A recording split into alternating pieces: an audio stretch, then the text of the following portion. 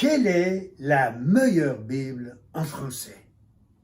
Après des années de recherche avec mon épouse, on a trouvé une traduction extraordinaire.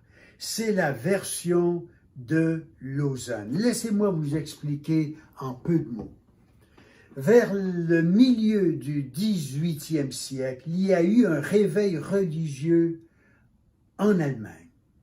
C'est-à-dire que les hommes, les femmes et les jeunes ont connu un retour vers la Bible et vers le Sauveur Jésus. Et de ce réveil est né un mouvement missionnaire. Les missionnaires sont allés, à partir de ce réveil, sont allés dans le monde entier. Et ce réveil religieux chez les frères moraves a touché la Suisse vers la fin, à la toute fin en réalité, du XVIIIe siècle. Donc, ce réveil en Allemagne touche la Suisse. Et la Croix-Rouge est née des résultats de ce réveil religieux. Mais ce réveil religieux en Suisse a connu beaucoup d'opposition.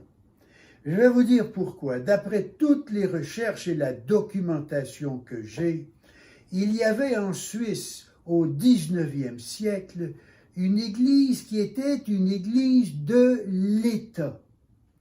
Et cette église de l'État avait abandonné le salut en Jésus et une croyance en une Bible infaillible. Donc, quand il y a eu, spécialement à l'université à Genève, un réveil chez les étudiants, il y a un retour à Jésus, puis à la source, la Bible, et au Sauveur Jésus, l'Église, le bureau-chef à Genève a dit non. Vous ne pouvez pas retourner à la Bible pour enseigner ceux qui viennent à l'Église.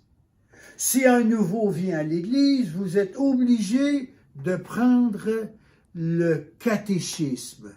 C'était le catéchisme d'Osterwald. Et un des hommes qui a dû comparaître devant ce tribunal religieux a dit « Je prendrais bien le catéchisme d'Osterwald, mais vous l'avez tellement changé à travers les années, je dois retourner à la Bible. » Donc, des hommes ont été renvoyés de l'Église de l'État, et ceux qui étaient diplômés de l'université en théologie ne pouvaient pas être reconnus à cause de leur croyance par l'Église de l'État. Donc, certains d'entre eux sont venus au Québec dans les années 1820-1830. Je m'étais souvent posé la question, d'où est venu l'Évangile? Quand l'Évangile est arrivé au Québec, c'est venu d'où? Je me suis souvent posé la question. C'est venu à cause de ce réveil religieux en Allemagne qui a touché la Suisse, et ces hommes, et une dame en particulier, sont venus au Québec. Ils sont retournés après. Certains d'entre eux n'ont pas duré longtemps. La température n'était pas propice. L'hiver au Québec est très difficile. Donc, la santé a flanché de certains de ces hommes. Et ils sont retournés. Mais certains sont restés, et en particulier une dame. Son nom, c'est Henriette Feller. Si vous regardez sur Internet, vous allez trouver son nom et ce qu'elle a fait. Donc, l'Évangile est arrivé au Québec par la Suisse et à cause de ce réveil religieux. Maintenant, ce réveil religieux qui a envoyé ses missionnaires au Québec ne sont pas venus pour les francophones. Ils sont venus pour atteindre les Indiens. Mais quand ils ont vu la situation chez les francophones au Québec, ils ont changé leur fusil d'épaule, puis ils ont cherché à les atteindre. Et de ça est née l'Église biblique au Québec. Donc, quand ces missionnaires, ils sont tous retournés éventuellement en Suisse, sauf cette seule dame, Henriette Feller, et d'autres qui sont venus se joindre à elle. Elle est restée.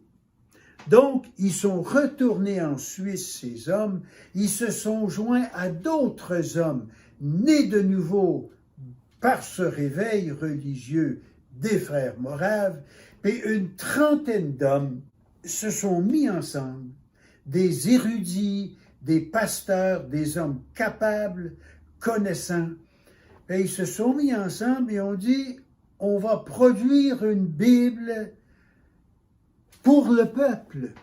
Donc, ils ont dit, ils n'ont rien trouvé au moment où ils ont débuté cette entreprise dans les années 1820, 1830, ils n'ont rien trouvé. Donc, ils ont examiné, ils avaient examiné toutes les Bibles disponibles. Ils ont laissé de côté l'Osterval, ils ont laissé de côté la version de Martin, puis ils ont décidé de reculer plus loin, et d'en arriver à une traduction de la Genève, une vieille traduction de la Genève. Mais après un essai vaillant, ils ont dit, c'est pas possible de continuer avec une édition de la Genève. Si on le fait, il faut fermer les pages de notre Nouveau Testament grec. Donc, ce qu'ils ont fait, ils ont fait un retour complet au texte grec reçu.